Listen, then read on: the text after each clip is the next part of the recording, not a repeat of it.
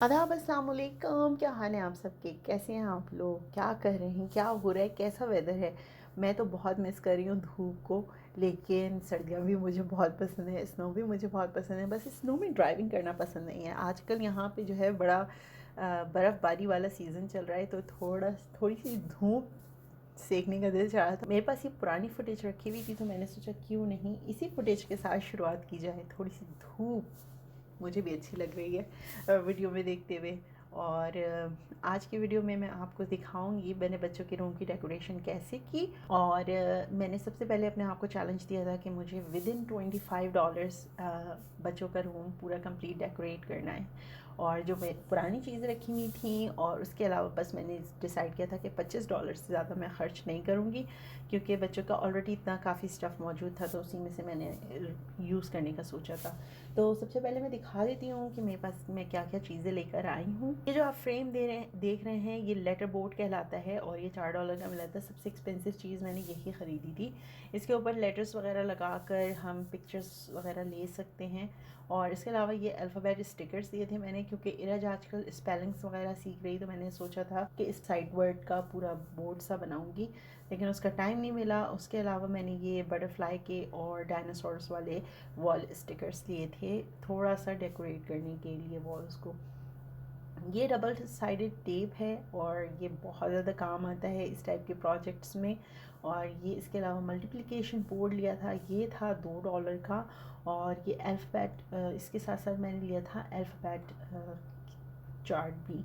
Alphabet chart जो था उसके अंदर स्पेलिंग्स भी लिखी हुई थी, जो इरज के बहुत काम आती थी अपर केस और लोअर केस समझने में। और इज़्मा जो है वो आजकल अल्फ़ाबेट सीख रही है, उसको वर्ड्स की पहचान करवा रही हूँ, तो उसके लिए भी ये बहुत काम करता है। इसके अलावा ये जो वॉल देख रही हैं, ये पूरी वॉल थी जो मैंने डेकोरेट करनी थी। और अब मैं आपको दिखा रही हूँ ये ट्री।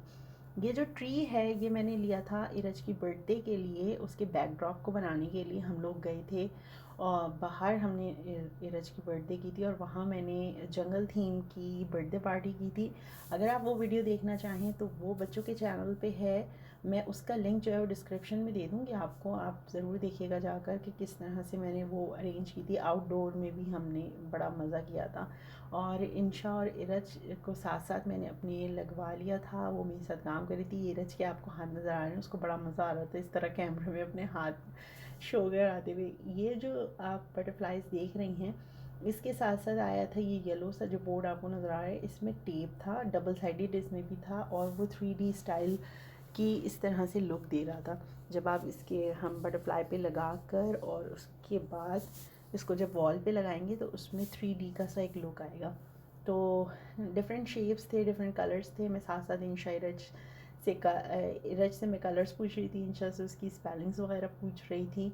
बीच में लड़ाई भी हो गई कि आपने ज़्यादा बटरफ्लाइज लगाई हैं, मैंने कम बटरफ्लाइज लगाई हैं। और बस उस फाइटिंग के बाद जो है ना मैंने कहा कोई काम नहीं करेगा और ना ही आप लोग का रूम डेकोरेट होगा। लेकिन फिर वो आइडिया मैंने ड्रॉप करना पड़ा मुझे, क्योंकि मैं काम फिनिश करना चाह रही थी।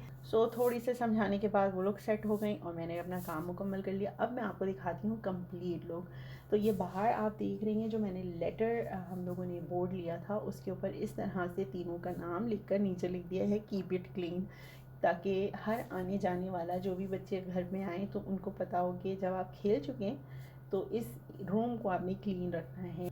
ये सबसे ज़्यादा ज़रूरी है। इसके बाद जब जैसे ही एंटर होते हैं, सीधे हाथ पे जो वॉल मैंने आपको दिखाई थी ये वो वॉल है। यहाँ पे मैंने इस तरह से डेकोरेशन कर दी है। इंशा इरज को सर्टिफिकेट मिले थे स्कूल से, इंशा के और भी सर्टिफिकेट्स थे। इरज के साथ बेचारी के साथ हुआ ये कि पैंडेमिक शुरू हो गया और उसका पूरा साल जो है वो उसी में निकल गया, 1.5 साल कह लें।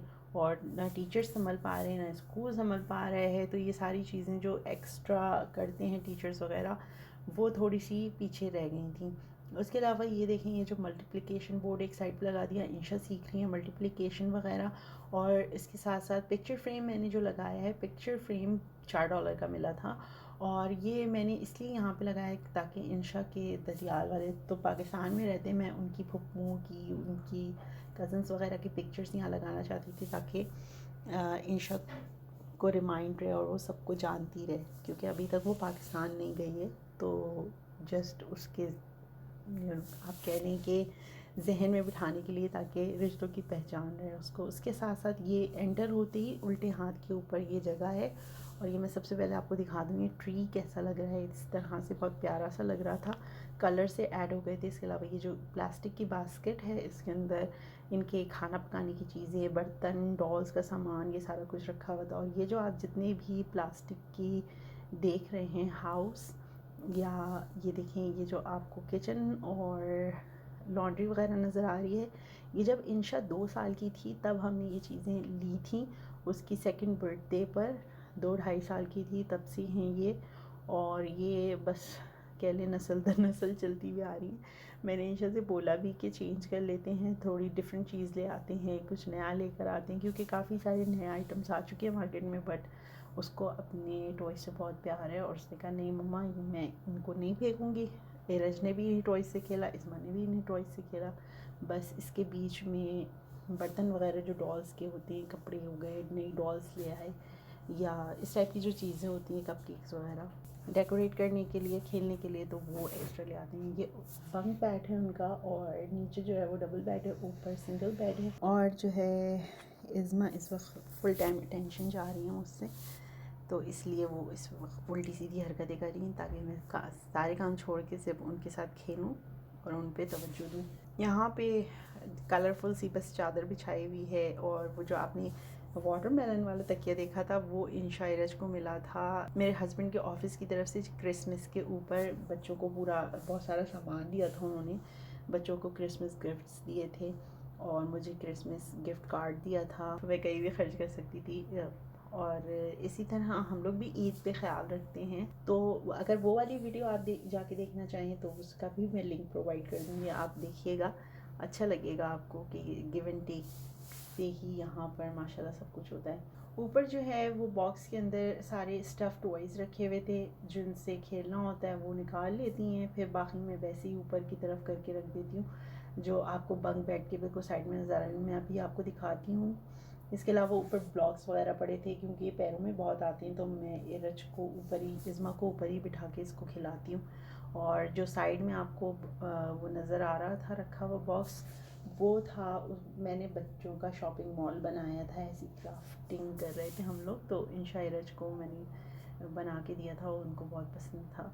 और ये छोटी सी टेबल डाल दी थी हमने, बेसिकली ये टेबल तो नहीं थी, लेकिन हमने टेबल के तौर पर डाल दी थी। इसके अलावा कमरे में एक्स्ट्रा लाइट्स लगाई थी, ताकि बच्चे जो है ना, वो रोशनी कम होती है और बच्चे पढ़ाई वगैरह करते हैं, तो उसके लिए एक्स्ट्रा लाइट्स की ज़रूरत होती है। और ये साइड में हमने खिड़की के ऊपर इस तरह से लगाया है, इसमें क्रीम और परफ्यूम बच्चों के जो होते हैं और पाउडर वगैरह रख दिया था, कि जब भी ये लोग बाहर जाएं ये लोग ये सारी चीज़ें यूज़ करें।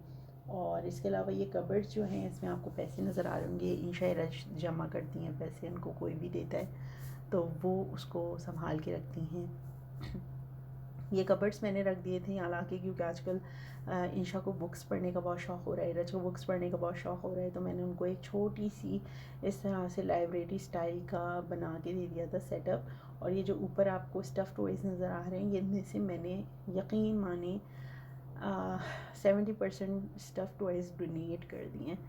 सिर्फ जो इनके मोस्ट फेवरेट थे वो रखे रहने दिए, बाकी मैंने सब डोनेट कर दिए, क्योंकि घर में जगह ही नहीं होती, इतना सामान हो जाता है, इतना सा कमरा है। और इसके साथ ये जो टेबल थी, इसके अंदर इंशा जो क्राफ्ट वगैरह बनाती है, इरज जो क्राफ्ट वगैरह बनाती है, तो वो एरिया में वो लोग सेट करके रखते हैं। अब मैंने बेड के नीचे स्टोरेज किस तरह से रखा है कि ये इस तरह से मिल जाते हैं बेड के नीचे स्टोरेज रखने वाले। उसके अंदर एक में मैंने रख दिए थे सारा क्राफ्ट का, गिफ्ट रैपिंग और जितनी भी चीज़ें होती हैं ड्राइंग से, पेंट से रिलेटेड, वो सारी चीज़ें उसमें रख दी थी। और जो आप दूसरा बॉक्स देखा, इसमें रेगुलर शूज़ पहनने थे, जो आके फ़ौरन उतारती हैं और जगह पे रखती हैं। और ये वाला जो इसके अंदर बड़ा वाला इस तरह से स्लाइडिंग स्टोरेज था, इसके अंदर snow boots, rain boots, summer के शूज़, फैंसी शूज़ सारे इस तरह से इसके अंदर मैंने पैक करके अंदर रख दिए, ताकि इंशा एरज को भी पता हो कि उनके शूज़ वगैरह कहाँ हैं, और जब मैं उनसे बोलूँ बेटा वहाँ से निकाल लो, तो वो आराम से निकाल के उसे पहन सकें। तो बस यही एक छोटा सा सेटअप था। इज़्मा ने रोना शुरू कर दिया था तो मैंने कहा जल्दी जल्दी इसको रैप अप करती हूँ। और ये इस तरह से छोटा सा रूम है और इसमें फिर भी थोड़ी बहुत जगह मैंने रखने की कोशिश की है।